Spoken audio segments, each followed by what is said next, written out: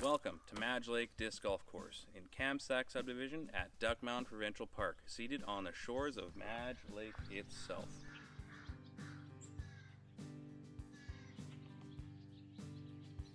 This course is intertwined on a 0.03 square kilometer mix of park and forest that adds a unique sense of difficulty to even the most experienced disc golfers. Are you new to disc golf? Maybe you're just new to Madge Lake and are interested in trying out a new course. Today I'm going to take you through some disc golf basics to get you started here at Madge Lake. Then I'll take you through each hole on this course, including some tips and tricks along the way. Madge Lake Disc Golf Course has been notorious for puzzling navigation, as the course creator has creatively curated each hole to maximize the small amount of space in this park. If you're interested in jumping right to the course layout, feel free to jump to the time on the screen and you can avoid the how-to section. Okay, let's get to it. First thing I'll talk about is the discs. As you can see in my personal bag, there's a wide variety of discs. These range from long distance drivers to short range putters and mid-range in between. Now, you could easily get away with a beginner set such as this. They usually come with a shorter driver, a mid-range, and a putter.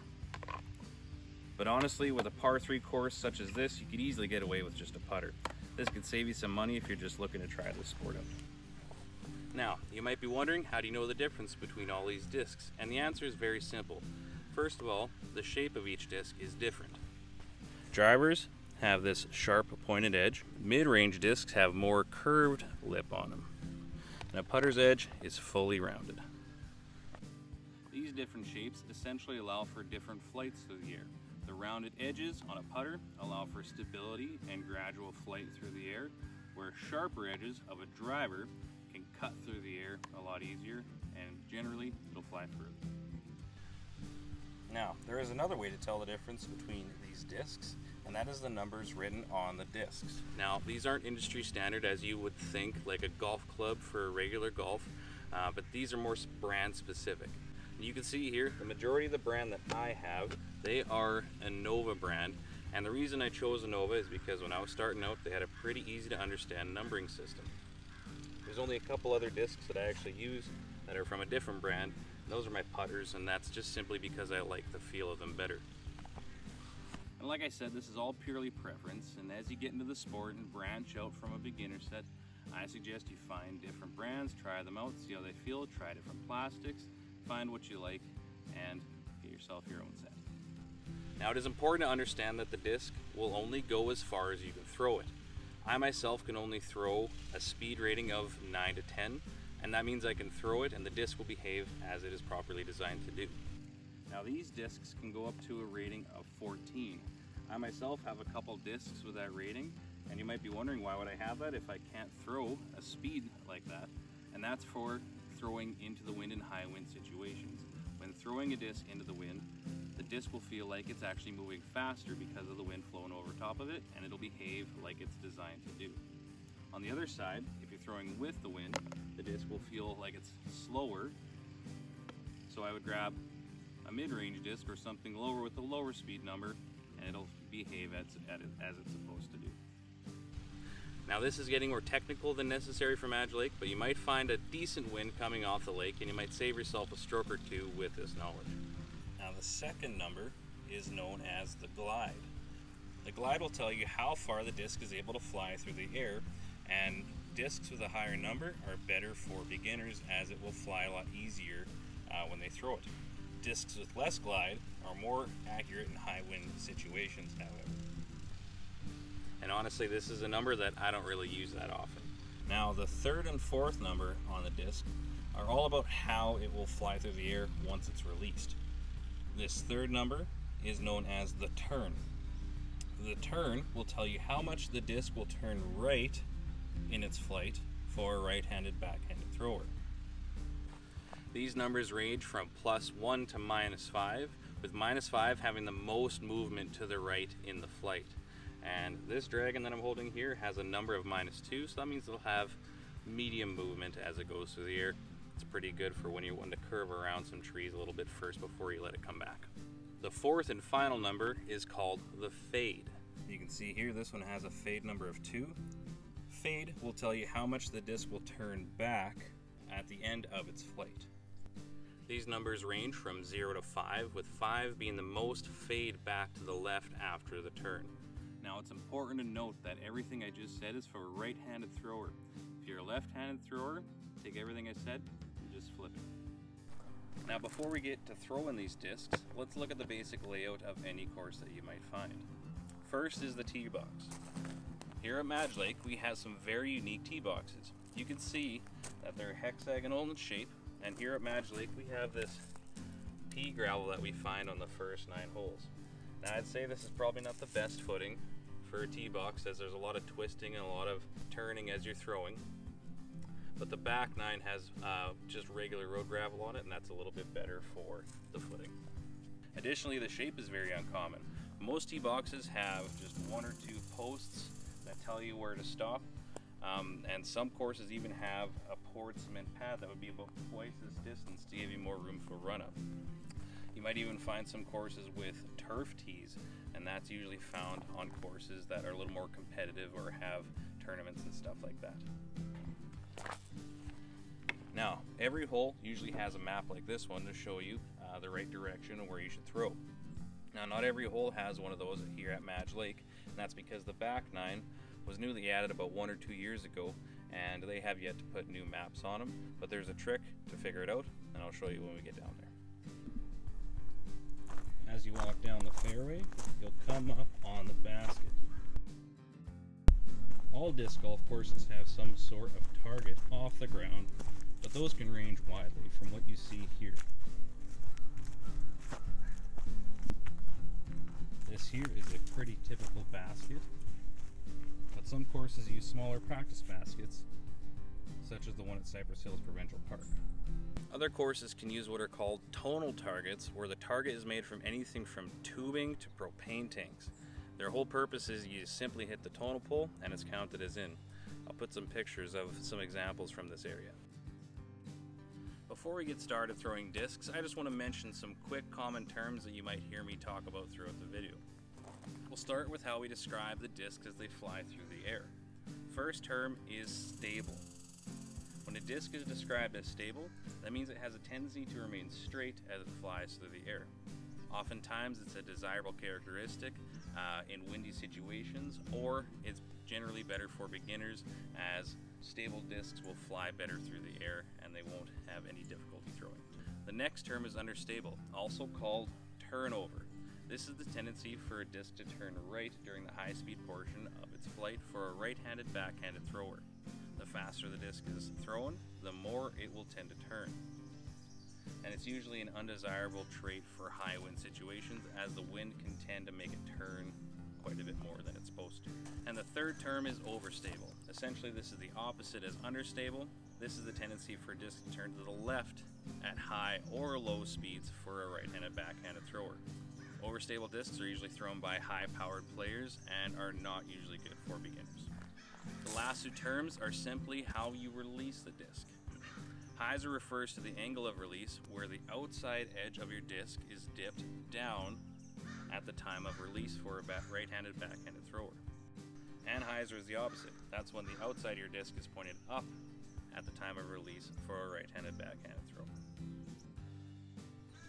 Next, I'm going to talk about how to throw the disc. So I'm going to talk about how to hold it properly and the literal steps to throw for the 2 main types of throwing, the backhand and the forehand, and I'll go through the steps of each of them. Now, for a backhand, you're going to want to curl your fingers under the lip of the disc and put your thumb laying on top.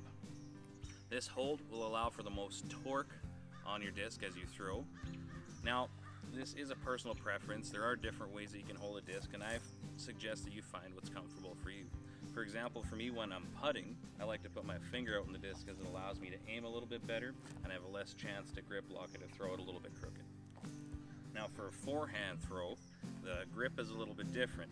You want to hold the disc with your 2 fingers under the lip like that, with your thumb sitting nicely on top like that. Now again, this is a personal preference thing. People play with different holds. Find what's comfortable to you and find what works. Now I'm terrible at throwing a forehand, so It's very rare that you'll see me throw one, so it's one of those situations where I say do as I say, not as I do. Now to throw the disc. There are some literal steps for you to do to get the most out of your throw. These steps will help you be accurate and get the most speed behind the disc. The steps go as follows. For a right-handed thrower, you're going to start with your left foot. You're going to go left, right, behind, throw. Do that one more time nice and slow. Left, right, behind, throw. Now I'm taking some pretty big steps here, and I actually went past where I'm supposed to stop stepping with the tee box here, but I was just doing that to show you how to throw. Left, right, behind, throw. Now lefties, you're going to be opposite. You're going to start with your right foot. Same idea though. Right foot, left foot, behind, throw. Now when you get to this point where you step behind and you're locked in with your arm like this is where you're going to get the most torque as you follow through. So when you get your foot behind, and that's why these steps are so important, left, right, behind, this is where you lock in your disc and pull it through as you throw. Now, an important tip as you're throwing, you want to keep that disc as close to your chest as you possibly can. If you let it swing out too far, you're going to pull out your shoulder, and trust me, you don't want to do that. Now you can take as many steps as you want. Before those last 4 steps, you can have as long of a run up as you want, but you should always end off in those last 4 steps before you throw your disc, so you can end off and get the best speed and the most accuracy out of your disc. Now the forehand throw, same idea, there's some steps to take, but they're a little bit opposite. So again, remember your grip, get those fingers in behind the disc. This is where we're going to go with our opposite foot. We're going to start with our right foot this time. This is for righties. Lefties do everything opposite. You're going to go right, left, behind. Same idea where we're going to step behind and get some torque. And then we're going to throw forward like that. So when you're taking your step, right, left, back, you want to get your arm as parallel to the ground as possible and flick as you follow through. Last thing to talk about before we actually throw our disc is how far forward can we step before we let go of the disc. Now here at Madge Lake we have these hexagonal boxes, so we're not allowed to step over this 4x4 post before we let go of the disc. Once you let go, then you can continue falling forward, but you have to let go before that 4x4 post. Some courses, like I said before, have just posts, so you got to make sure you let go before those posts. Some have a cement tee pad, so before you end off on the tee pad, but you always want to end off there. Otherwise, if you step over before you let go of the disc, that is a stroke penalty, and so you'll add 1 to your score. Okay, let's throw our disc and we'll talk about our second shot.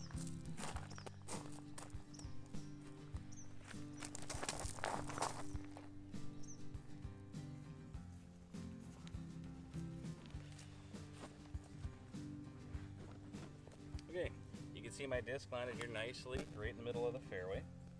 Now, everything for your throw on this one is the same as I just taught you on the tee box. You can take as long of a run up as you possibly want before your disc, before you throw. But now, with our disc, we don't have a tee box. So there's an imaginary 30 centimeter, 1 foot by 1 foot square box right behind our disc. Now, there needs to be a supporting point of your body landing in that disc before you let go of it. Now, usually that's your foot, but that could also be your knee, or it could be a hand.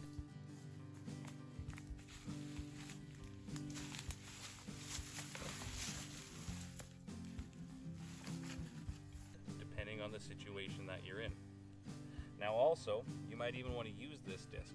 So in that case, you want to grab yourself a marker or just another disc. Place it in front of your disc. Now you can pick your disc up, and that imaginary box is right behind that marker. As long as your foot or supporting point of your body is in behind there, we can throw the disc that we just threw. Now, depending on how far we are from the basket, a run up might not even be necessary, so I could just stand behind this disc, follow through, and throw my disc at the basket, and I should be good to go.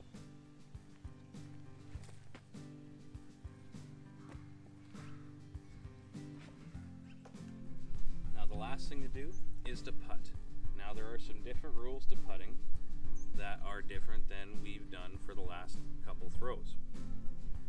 first thing to do is identify how far you are from the basket. Now there's an imaginary 10-foot circle called the circle around the basket. If you're inside that circle, these rules apply to you. Now before, when we were throwing, we were able to take as much of a run up as we possibly wanted, and we could let go of our disc, and when we let go of our disc, then we could easily fall forward as we have that momentum through our throw. With putting, we cannot do that. There cannot be any forward progression after we throw. So making sure we keep that foot in that 1 foot by 1 foot square behind our disc, we can let go, and we cannot fall forward. If there is that falling forward, that would be a 1-stroke penalty added to your score. Now to aim at the basket. Now when you're throwing the disc at the basket, you don't want to just throw willy-nilly. What'll happen is your disc could behave as it interacts with the chains differently depending where you throw it. For a right-handed thrower, assuming we're throwing with a backhand, we want to aim at the right side of the basket. What's going to happen is our disc is going to be spinning naturally as we throw it. When we throw our disc, it's going to naturally spin as we let go of it, and that spinning is going to grab the chains. So when it grabs the chains, it's going to want to naturally pull itself into the basket, and it'll fall, and you're in. If we aimed at the left side, that natural turn is going to grab the chains and spit it out, and it won't land in the basket. You're going to have to take another shot. Now when our disc hits the chains, falls in the basket, we count that as in once it's cleared this plane from the basket. This now includes discs that actually get stuck in the basket, which happens every now and then. Once that disc is stuck there, part of the disc has broken that plane of the basket, so that counts as an in disc. A couple of last minute things as we're putting is, if it's a windy situation, you really want to be careful where you're aiming again on the basket. If you are throwing into the wind, what the wind is going to want to do is lift up your disc. It's going to act as a sail. So if you're throwing towards the wind, you want to aim lower at the basket so that the wind will lift it up, still into the chains, and you'll fall into the basket. On the other side, if the wind is coming from my back, it's going to want to slap the disc out of the air. So I'm going to want to aim high so that the wind from behind is going to push the disc down, and it'll still go in the basket. Now the wind could be from the sides as well, and that can get really tricky. If the wind is coming from my right, and I'm a right-handed thrower, if I throw up a little too much, the wind is going to catch that disc as a sail, and it's going to launch it 30 feet that way. Same thing on the other side. If I throw it with the top facing it, it's going to want to slap the disc down. So just a couple of things to keep in mind as you're throwing your disc. Okay, that's all I need to know to play disc golf. Now let's take you through this course hole by hole and show you the layout and maybe give you a couple tips along the way. Okay, time for the course walkthrough. As you can see, this is an 18-hole disc golf course with each hole tangled in the trees and over top of each other. Starting with hole 1, what we have here is a slight dog leg left. For right-handed throwers, this is pretty natural for a right-handed backhanded throw. So we can see the basket right there. We have to curve around these trees, but it's a pretty natural backhanded curve around those trees there. Just be careful with the low-hanging branches to the right there.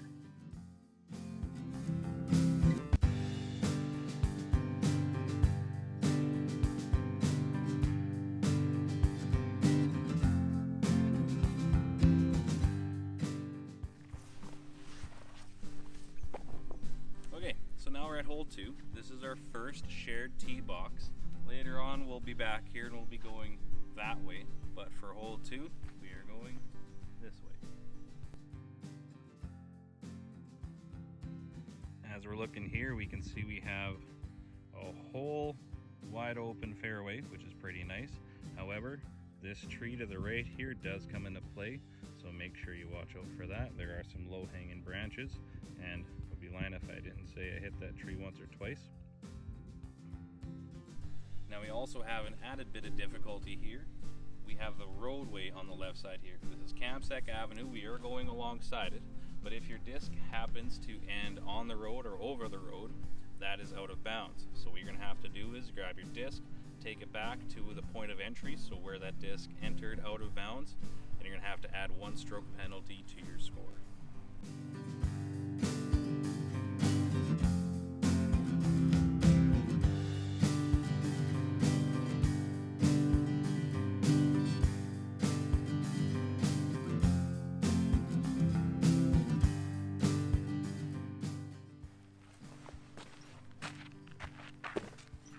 Okay, here we are at hole 3's tee box. This tee box is used the most out of the whole course. It's used a total of 4 times for 4 different holes.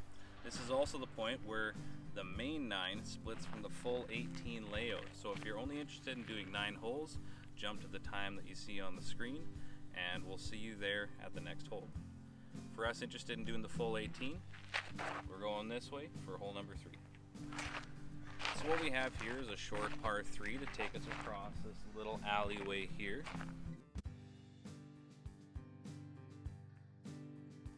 As you can see, we have a fairly tight window to get through here. However, this tree really doesn't come into play, and it's more of a visual distraction, but we have the basket right there.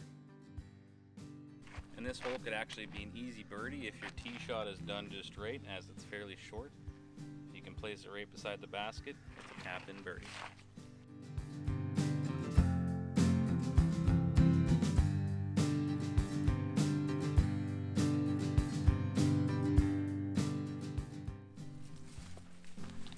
Okay, now we're at hole 4's basket.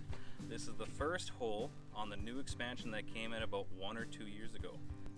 Now, because this is a new hole, there isn't a map to tell you where to go. However, there's a trick. If you look at the number that's on the pole and you look right over top of it, you'll be looking at the basket. Let me show you with another angle here.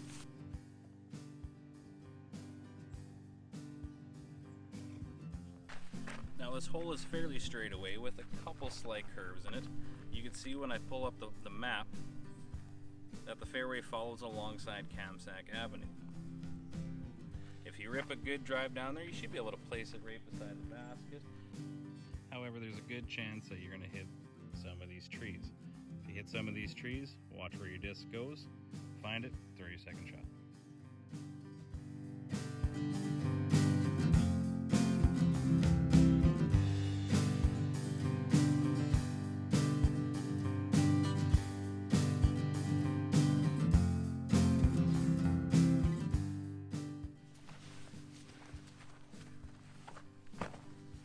So here we are at the furthest point of the disc golf course.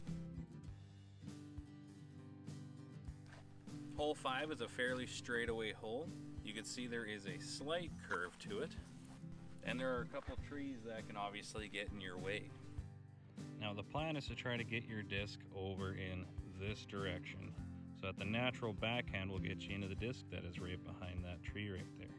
However, if you also want to throw a forehand, you could go in that direction. That would also work. The bad news is it can be hard to thread that needle. The good news is, even if you end up left or right, your second shot is going to be fairly simple, and you'll most likely have an easy layup for your tap-in par.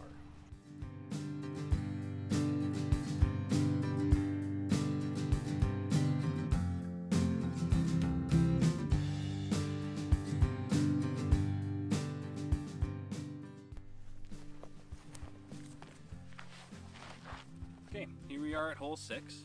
I'm going to cut right to the map picture to show you the direction we're going, because the basket is slightly hidden on this hole. You can see that it is a longer dogleg left, perfect for those right-handed backhand throws. This hole is pretty safe to throw anywhere to the right, but you want to try to avoid any hard curves to the left, as the bush gets pretty thick over there. Okay, so when you're standing on the tee box and you can't necessarily see the basket, it is actually right there if you can see it. However, if you take just a quick step to the right, you can see it right down there, right in the middle of the shot right there. These baskets are kind of hard to see as they are green, but it's easier to see in person. So, the shot to do from this tee box is you want to try to aim up over here. Anywhere between these two trees, that's kind of your go-to. You get a good backhand, but even if you end up over here, that's not too bad either. You want to avoid getting over in this area as it gets pretty thick with some underbrush.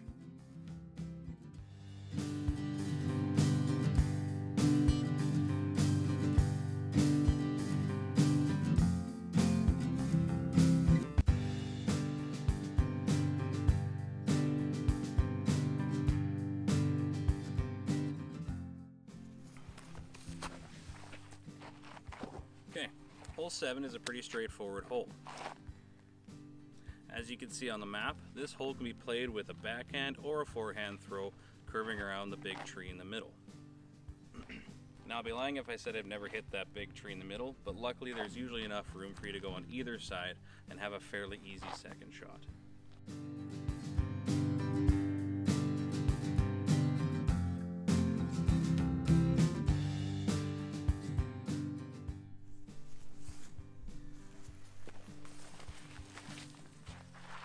Okay, here we are at hole 8. This is probably the hardest hole to pick out as the basket is completely hidden. I'll pull up the map so we have a sense of where we're going. Now we can see on the map here is a double dog leg. Now this might sound daunting, but if you throw your natural backhand, it'll drop nicely into a spot for a second shot. Now, like I said, you can take this route here and that'll be the safest path. If you throw your disc there, there's a nice big wide opening and you'll have an easy shot for your second shot to get close to the basket. However, there is a second line going right down this way. With the basket right behind this little clump of trees here, if you can thread the needle right down there, you'll be able to park it right beside the basket for a tap and birdie, or maybe even a hole-in-one. Now, like I said, this may seem tricky with it being a blind basket, but if you can get your first throw down there into that easy spot, you'll have a wide open throw for your second shot, and it'll be a nice layup for a tap-in par.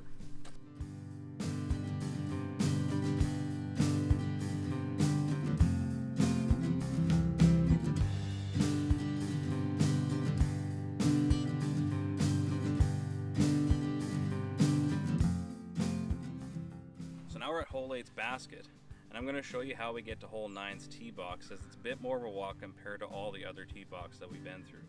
We are going to be going back to hole 3's tee box, if you remember where that was.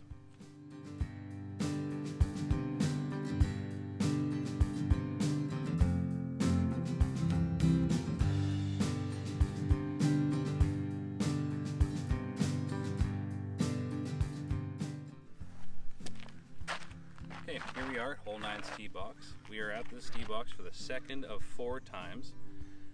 And today we actually have a little bit more of an added set of difficulty. Since this is a mixed-use park with some overflow camping, we actually have a camper blocking our basket. No problem, we can still get there. We just have to take favored forehand around the backside of this camper. Now, what you would normally see without the camper here is there is an outhouse and our basket is right behind it. Now, the fairway actually does curve right behind this camper as it favors a forehand. If this camper wasn't here though, we would be able to do a backhand going this way. As long as we get on either side of that outhouse that's there, the basket's right behind it. Second shot should get us close and tap in our par. This one does have a bit of an added challenge, as we not only have trees that are in our way, but we'll have buildings as well.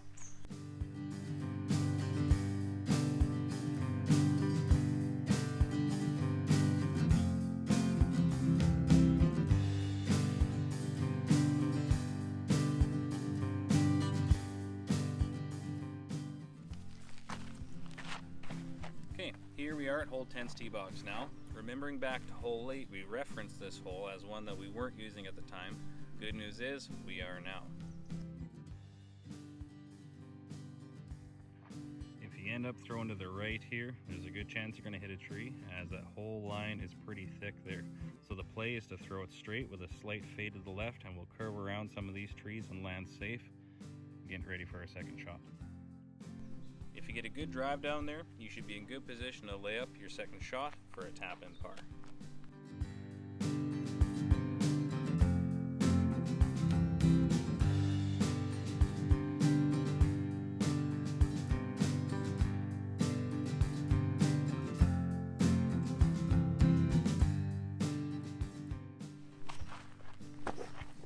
Okay, hole 11 is the last hole of the new edition, and this hole brings us back to the original layout.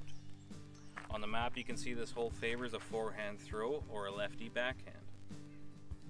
Because as you can see here, there's a big tree right in front of you. And yeah, might have hit that a time or two. However, if you get a good shot down there, you might have a chance for a tap-in birdie.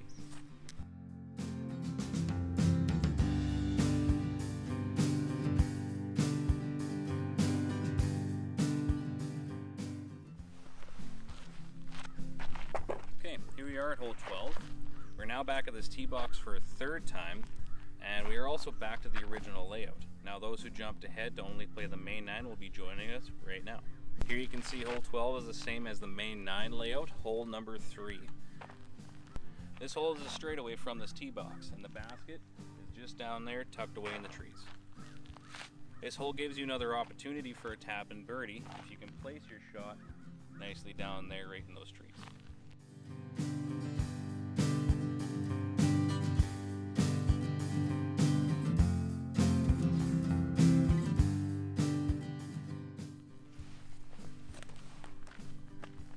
Okay, here we are at the second most used tee box of this course.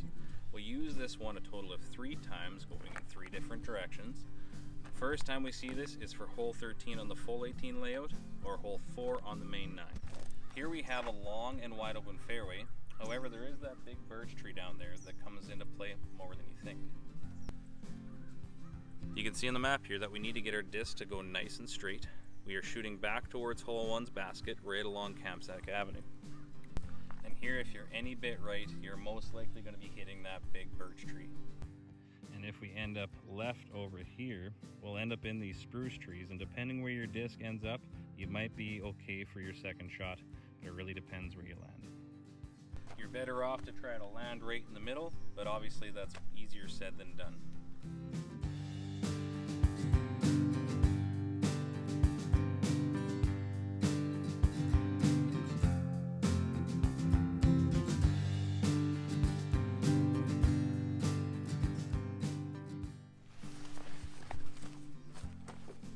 Back at this tee box for a second time. We are here back when we teed off for hole 2, when we went to the left of this spruce tree. Now we're going to the right of the spruce tree, between the spruce trees and that birch tree. This is hole 14 for the full 18 layout and hole 5 for the main 9. And you can see that this hole is very straight away. Once we get between these 2 trees, it's all wide open. Might be the safest hole on this course, but of course you have to thread the needle between these 2 trees.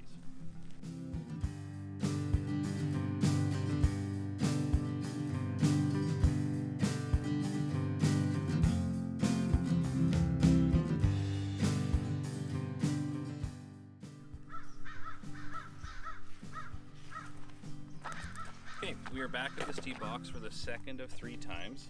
We are now on hole 15, or hole 6 if you're on the main 9, shooting back towards the same basket that we used on hole 2, in the direction of Campsack Avenue.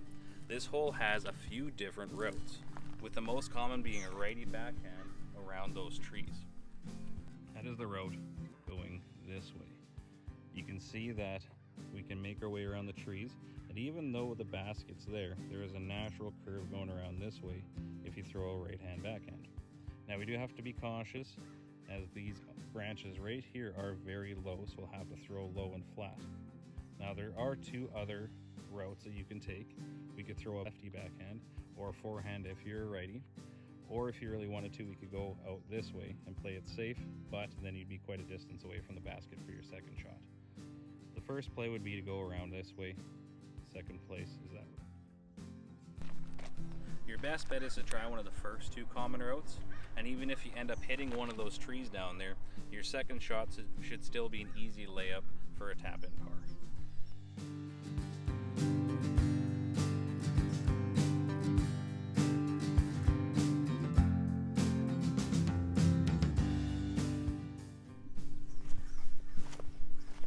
Okay, we are back on this tee box for the 4th and final time. We're here for arguably the hardest hole in this course. It is the longest hole, and it requires you to throw super accurately off this tee box. Either this, or you're going to have a very long second shot to get close to the basket for your putt for par. You can see on the map that this hole crosses this little dirt road, and about halfway down we have this little building with garbage cans on the side and trees on the left. Now you're going to need to throw your first shot as accurately as you possibly can. Now that gap looks bigger than you think, but looks can be deceiving. That basket is all the way down there. So we have to hit this gap between these building and the tree there, make it down there for your second shot. Once you get your first throw down there, you need to get a good second throw as well to secure your putt in for par.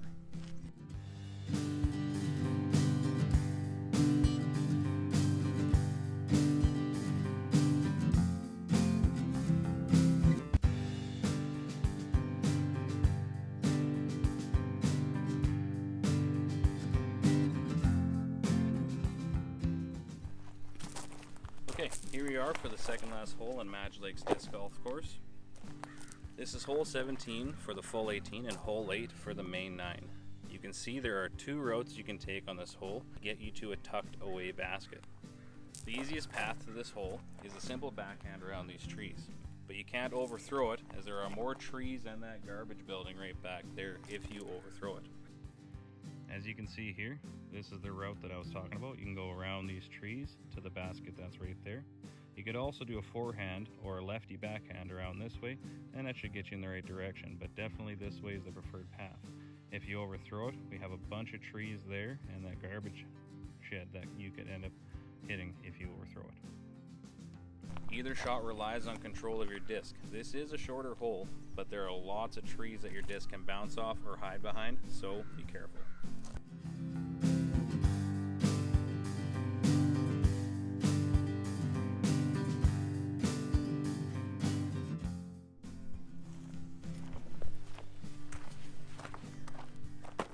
Okay, here we are on the last hole of this course. It is a sharp dogleg left, shooting back towards Lakeshore Avenue, and where we started on hole 1's tee box. Now there is kind of a hidden path here if you're feeling risky, but around this power pole is definitely the easier play. Now here you can see the power pole I was talking about, and you'll want to do your play around there. Now it's a sharp dogleg left, and the basket is over here. And if you are feeling risky, this is that little gap that you could possibly throw through to put your disc right beside the basket, or possibly get a hole-in-one. I have actually done that once on this hole by taking this route. However, if we are playing in a tournament, this power pole will most likely be deemed a mando. What that means is it's mandatory to go around the right side of that pole. And then if you end up going to the left of that power pole, that would technically be out of bounds, and you'd have to have a stroke penalty added to your score.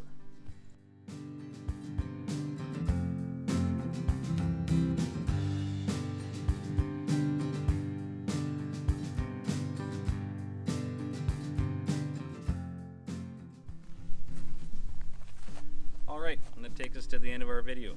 Today we talked about the basics of disc golf. This included introduction to discs, basic terminology, how to hold a disc, how to throw a disc, including the steps for a backhand and a forehand thrower. We also looked at a typical course layout, including some unique things about Madge Lake's disc golf course. After that, we went through throwing a disc with basic rules to teeing off, second shot, and putting. And lastly, after all that, we went through the entire course hole by hole, looking at the ins and outs of each hole, including some tips and tricks. Disc golf is an easy sport to get into. The best part is, it's extremely cheap to start.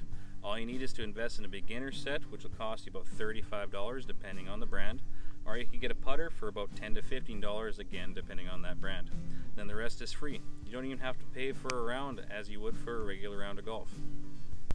If you enjoyed this video and you'd be interested in seeing more adventurous videos in the future, feel free to leave a comment and subscribe to this channel. Thanks everybody.